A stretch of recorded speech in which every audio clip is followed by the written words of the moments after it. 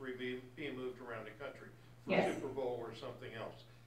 Whatever they were trained, they were taught on how to spot different things. Mm-hmm. Are there things that, I mean, if this is going on around us, are there things that we could spot or identify?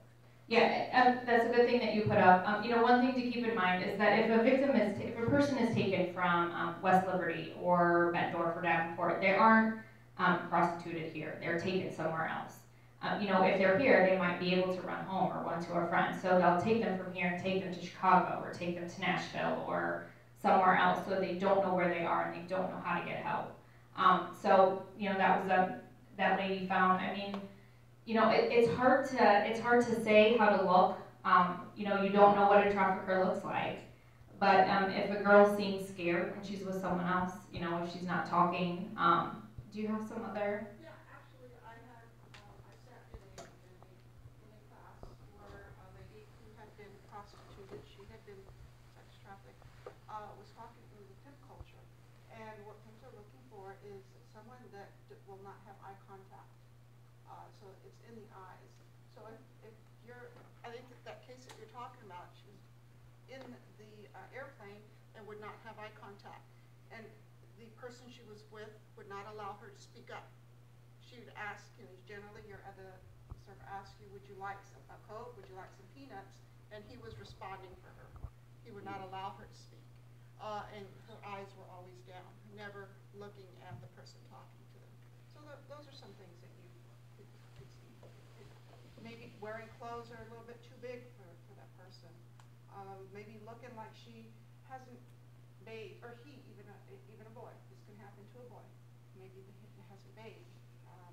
Looks lost, looks confused, doesn't know what the day is. You know, sometimes they don't know what day is. Where am I? Do you know where you're at?